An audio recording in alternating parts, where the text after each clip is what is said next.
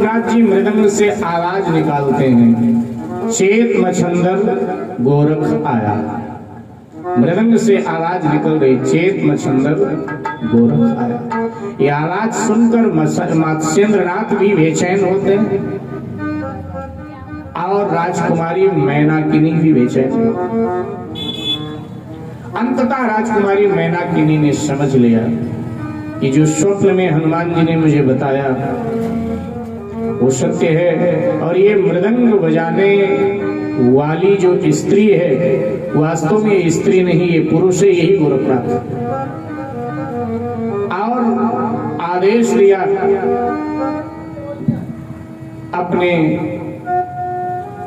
सैनिकों को, यहाँ सब स्त्रियों के पास है, सारी स्त्रियां हैं, सैनिक भी स्त्रियां हैं।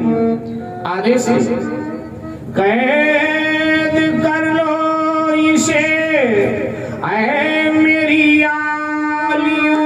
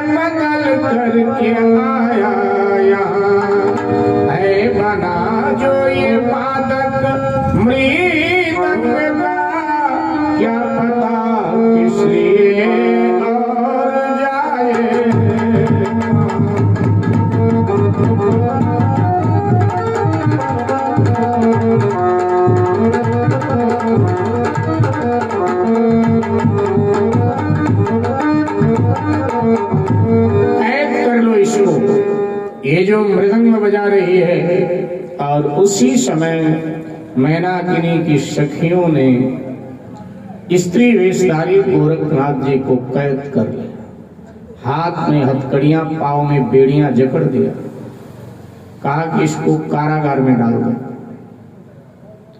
इधर कलिंगा आगे बढ़ी, महारानी जी ये क्या कर रही हैं? मेरे रोजी रोटी का सवाल है, ये हमारी संगीतकार है, हमारी मृदंग वादिका है, ये क्या कर रही? मैनाकिनी ने कहा खबरदार, स्त्री होकर के स्त्री की पीड़ा को नहीं समझा तूने, छल किया। अगर देवराज इंद्र के दरबार की अप्सरा न होती तो मैं तुझे मृत्यु दंड ही देती। निकल जाए यहां से, आज के बाद दिखाई मत दे। तूने छल किया मेरे साथ, ये कौन है मैं भली भांति जानती। अब अप्सरा भी डर गई, करती क्या? जान बची तो लाखों पाए, लौट के बुद्धू घर को आए। सो अप्सराओं को लेकर के कलिंगा अति शीघ्र दरबार से बगी और विमान में बैठकर स्वर्ग को चली गई। इधर दरबार विसर्जित हो गया। दिन बीता, रात बीती। अगले प्रातःकाल अपने महल में राजकुमारी ने सेविकाओं को कहा कि स्त्री वेशधारी जो पुरुष है जिसको कैद करके कारागार में डाला है उसको लाओ, सामने लाओ। गोरखनाथ जी को लाया गया और अब राजकुमारी ने पूछा, स्त्री वेश में तुम कौन हो? स्त्री वेश क्यों धारण किया?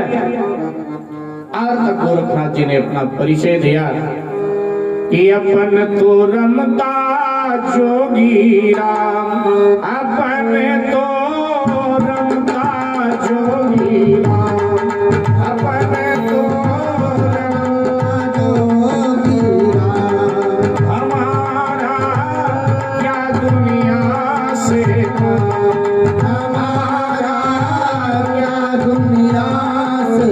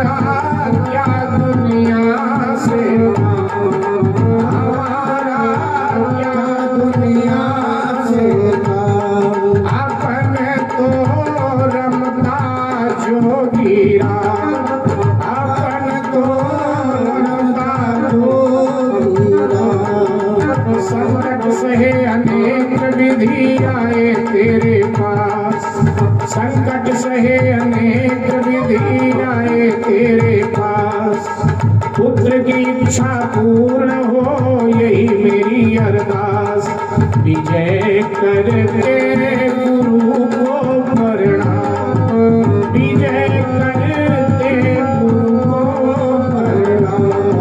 हमारा क्या दुनिया से दुनिया से अपने तो रमता जोगिया, अपने तो रमता जोगिया, हमारा क्या दुनिया से, हमारा क्या दुनिया से।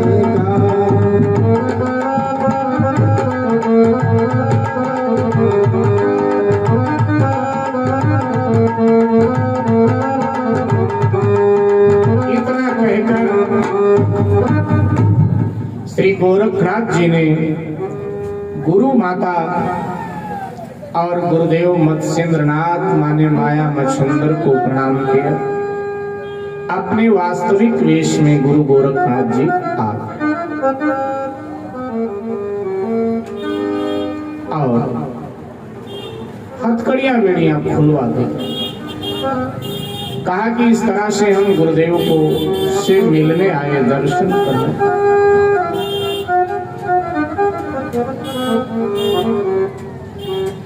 गुरुदेव के संग वहीं राजमहल में विराजित हुए। गुरुदेव से एकांत पाकर वार्ता किया कि गुरुदेव, गृहस्थ का जो उद्देश्य है वो पूर्ण हो गया, गुरु माता और आपसे एक पुत्र उत्पन्न हो गया है, तो अब आप पुनः गृहस्थ को छोड़कर संन्यास मार्ग में आकर भगवान का भजन। मत्स्येंद्रनाथ ने कहा, बेटा अपनी गुरु माता को समझा लो तो मैं तुम्हारे साथ चल सकता। ठीक, अनेक वार्ताएं हुई लेकिन विफल रही गोरखनाथ जी की। आज गोरखनाथ जी ने इच्छा किया कि मैं ब्रह्मपुत्र नदी में स्नान करूंगा। असम में ब्रह्मपुत्र बहती, स्नान करने जाना। तो मैनाकिनी ने कहा कि बेटा तुम स्नान करने जा रहे हो तो हमारे पुत्र को भी ले जाओ, अपने भाई को भी ले जाओ, इसको भी स्नान करो। गुरु का पुत्र है तो भाई हो गए, ले जाओ। थोड़ा ढंग से नहलाना, 12 वर्ष का था, थोड़ा रगड़ रगड़ कर ढंग से नहलाना। आए, स्नान किया और अब मैनाकिनी का पुत्र था, उसको भी स्नान कराया, लेकिन ऐसे रगड़ा ऐसे रगड़ा के हड्डी पसली सब एक हो, मर गया। और अस्थि पंजर को ला करके महल की छत पे डाल दिया।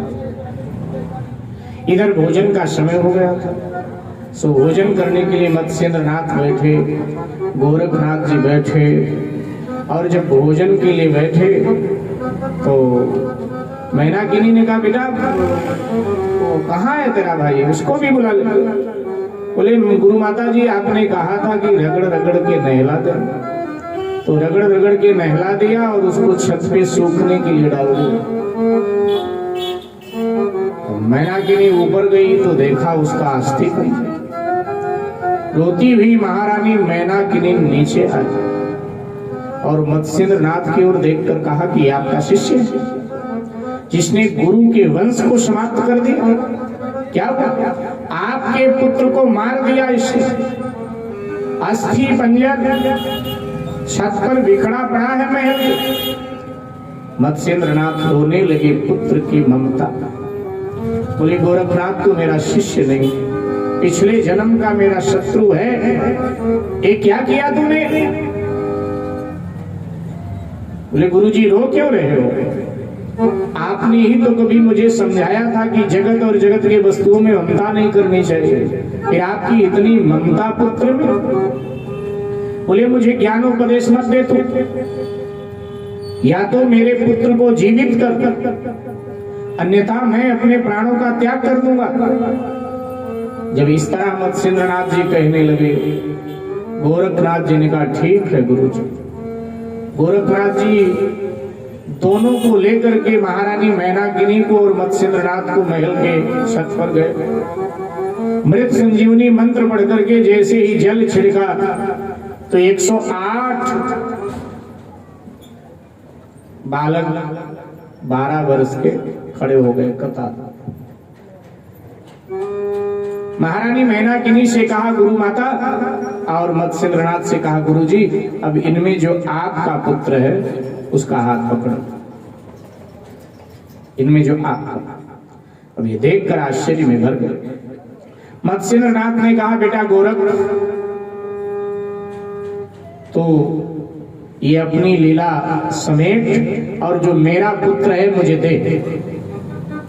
फिर गोरखनाथ जी ने कृपा पूर्वक अपनी लीला समेटी और जो वास्तविक पुत्र था वो उनके हाथ में प्रदान कर दिया। ये कहावत तभी से चली है कि गुरु गुण रहा चेला सत्संग बन गया। और अब कई दिनों तक रहे और अंततः गुरुदेव को राजी कर लिया अपने संग चलने के लिए। गुरुदेव ने मत्स्येंद्रनाथ ने महारानी मैनाकिनी से कहा कि देखो गृहस्थ का जो उद्देश्य था वो पूर्ण हो गया, संतान प्राप्ति, इसलिए अब मुझे भजन करने तो महल में रहकर ही भजन करे ना, मैं आपकी सेवा करूंगी।